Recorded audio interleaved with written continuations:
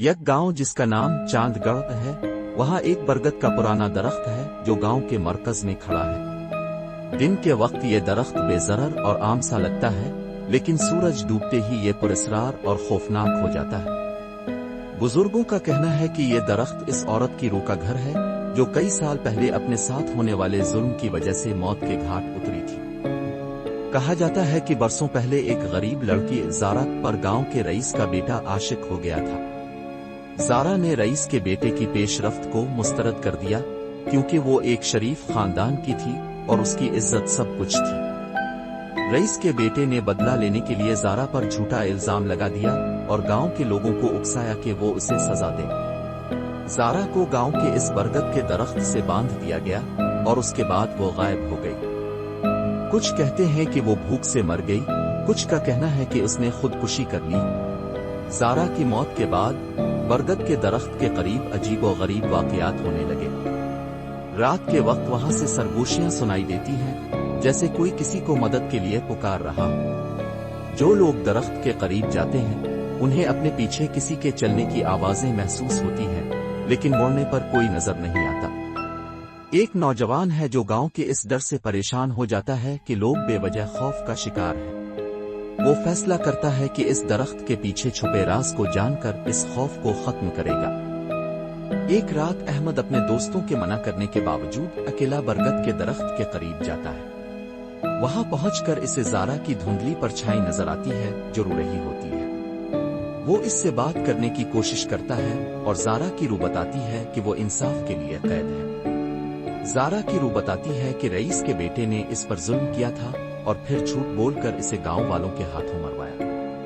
अहमद गांव के बुजुर्गों से बात करता है और तमाम हकीकत उनके सामने लाता है। गांव वाले अपनी गलती पर शर्मिंदा होते हैं और ज़ारा की कब्र पर मुआफी मांगते हैं। ज़ारा की रूह आखिरकार सुकून पा लेती है और बरगद का दरख्त मामूली दरख्त बन जाता है। जब गांव वाले ज़ारा की हकीकत जान लेते हैं तो वो सब हैरत और दुख से गुजर रहे होते हैं।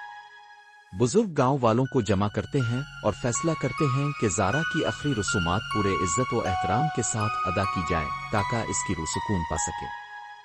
इसके लिए एक खास तकरीब का इनेकाद किया जाता है जिसमें गांव के हर फर्द को शिरकत की दावत दी जाती है। इस दौरान अहमद को ज़ारा की रूह की तरफ से एक पैगाम मिलता है। ज़ारा चाहती थी कि इसका नाम और उसकी कहानी आने वाली नस्लों के लिए एक सबक बने ताकि कोई और मजलूम जुल्म का शिकार ना हो। अहमद इस पैगाम को गांव के लोगों तक पहुंचाता है और गांव के लोग मुत्तफिक होते हैं कि बरगद के दरख्त के करीब एक यादगार तामीर की जाए। अहमद की कोशिशों से रईस के बेटे के जुल्म की कहानी गांव के बाहर भी फैल जाती है। रईस का बेटा, जो अब एक उम्र रसीदा आदमी है, गांव वापस लौटता है ताकि गांव वालों से अपनी गलतियों की मुआफी मांगे। लेकिन ज़ारा की कहानी सुनकर गांव वाले इसे कबूल करने से इनकार कर देते हैं।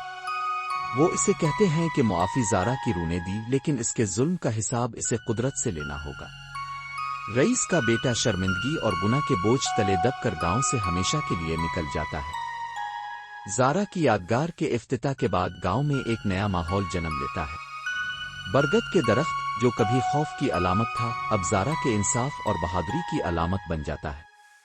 गांव वाले हर साल एक दिन ज़ारा की यादगार पर जमा होकर उसकी कहानी सुनाते हैं ताकि आने वाली नस्लों को याद दिलाया जा सके कि जुल्म के खिलाफ खड़ा होना कितना जरूरी है। अहमद गांव का हीरो बन जाता है, लेकिन वो अपनी कामयाबी का सेहरा ज़ारा की बहादुरी और गांव वालों की यकजहती को देता है। अहमद फैसला करता है कि वो अपने गांव के नौजवानों को तालीम और इंसाफ के लिए काम करने की तरगीब देगा। वो गांव में एक छोटा स्कूल कायम करता है जहां बच्चों को सिर्फ इल्म ही नहीं बल्कि अखलाकियात और इंसाफ की तालीम भी दी जाती है। चंद सालों में गांव चांदगढ़ अपनी नई पहचान बनाता है। लोग दूर दूर से आकर ज़ारा की यादगार और बरगद के दरख्त को देखते हैं। ज़ारा की कहानी, जो एक वक्त में खौफ और पुरस्रारियत का हिस्सा थी, अब उम्मीद, इंसाफ और हिम्मत की कहानी बन जाती है। रात के वक्त जब चांद की रोशनी बरगद के दरख्त पर पड़ती है तो ऐसा महसूस होता है जैसे ज़ारा की रूह सुकून में हो और वो गांव की खुशहाली को देखकर मुस्करा रही हो। अहमद, जो अब गांव का रहनुमा है, हमेशा ज़ारा की कुर्बानी को याद रखता है और इस बात को यकीनी बनाता है कि कोई और शख्स जुल्म और नाइंसाफी का शिकार ना हो। ये कहानी हमें सिखाती है कि सच्चाई और इंसाफ हमेशा गालिब आते हैं, چاہے وقت کتنا ہی سخت کیوں نہ ہو۔